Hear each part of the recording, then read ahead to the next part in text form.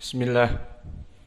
Innal hamdalillah nahmaduhu wa nasta'inuhu wa nastaghfiruh wa na'udzu billahi min shururi anfusina wa min sayyiati a'malina. May yahdihillahu fala mudhillalah wa may yudlil fala hadiyalah. Wa asyhadu an la ilaha illallah wahdahu la syarikalah wa asyhadu anna Muhammadan abduhu wa rasuluh, amma ba'd. Alhamdulillah fi hadal yaumul ahad hadi asyar min syahri Ramadan 1444. Maka kita lanjutkan kajian di Fakultas Ilmil Fiqh wal Hadis dari kitab Al-Akhbar As-Sahihah fi Ahkam Siyami Ramadan, kumpulan hadis-hadis yang sahih membahas tentang puasa Ramadan, yang mana pada kesempatan hari ini masih dalam pembahasan makruhatus siyami. Makruhatus siyami, bab tentang yang dimakruhkan di saat berpuasa. Maka telah kita masuki beberapa perkara di pelajaran yang lalu. Yang pertama adalah al-hijamah, maka dia termasuk dari makruhat as-siyam, dengan nas datang dari sahabat Anas ibnu Malik, di mana dia mengatakan, akuntum takrahunal hijamah lisiyam, qala la illa min ajli dha'f, bahwa kami dulu tidaklah membenci, mengharamkan yang namanya membekam, tetapi ditakutkan menjadi lemah.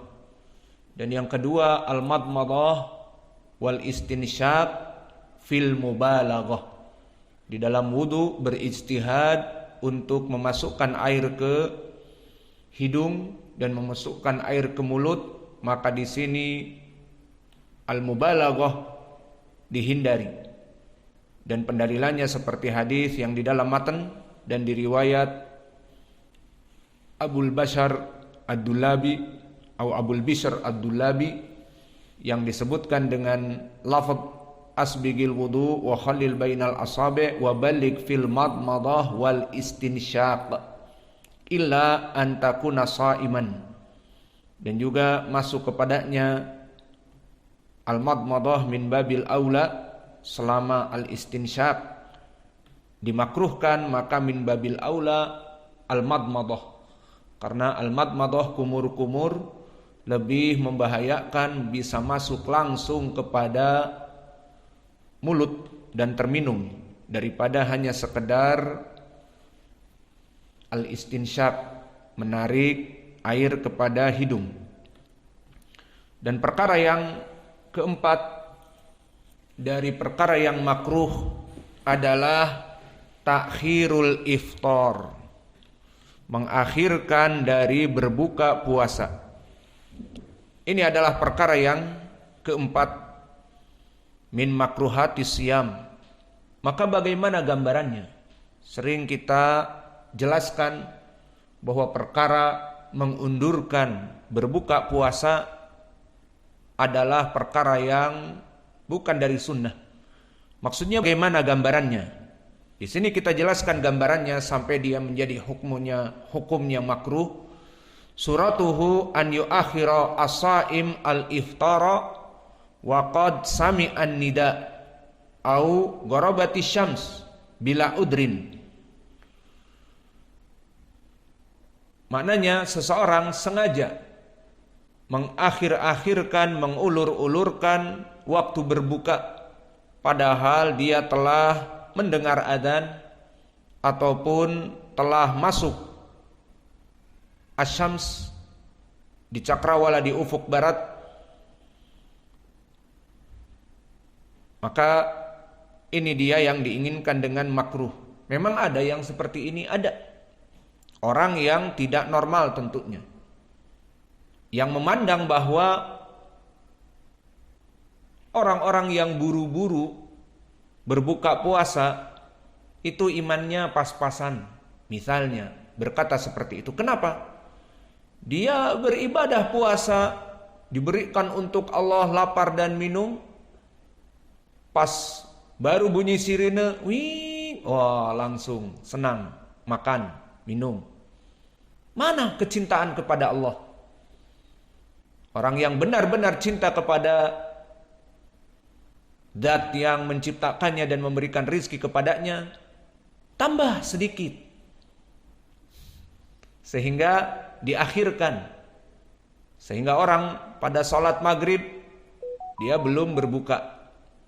Maka ini ada pemikiran seperti ini.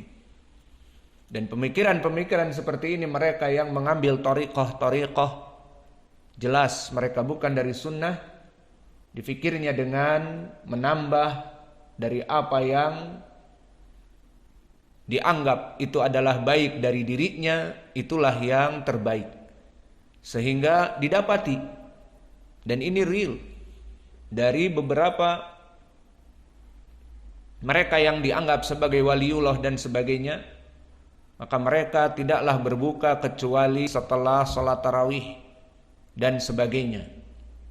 Dan ini pernah didapati dan pernah kita dengar bahwa mereka sengaja mengundurkan karena kecintaan mereka kepada Allah lebih daripada kaum muslimin yang lain untuk mencapai cinta kepada Allah.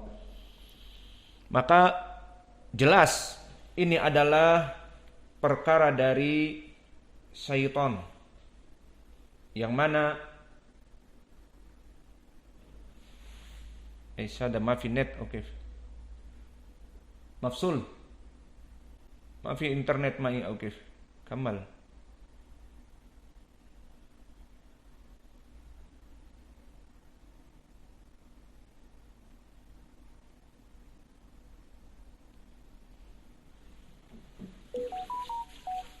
Hamsi musajjal. Maka ini terjadi, dan ini kalau dibiarkan semua orang akan menganggap kecintaan kepada Allah itu dengan berlezat-lezat dalam lapar, sehingga orang lain sudah berbuka, mereka cintanya sebatas makanan. Kita cinta hakiki kepada Allah nanti. Maka jika dibuka perkara seperti ini dan syaitan yang membisiki mereka, maka semua orang akan berpendapat semakin dia jauh dari waktu maghrib semakin baik. Maka oleh sebab itu dimakruhkan di dalam syariat Islam, dan ini yang kita pelajari sekarang. Maka disebutkan di dalam hadis-hadis yang akan datang seperti di matan, bahwa mengakhir-akhirkan dengan sengaja dari al-iftar, maka ini adalah perkara yang makruh.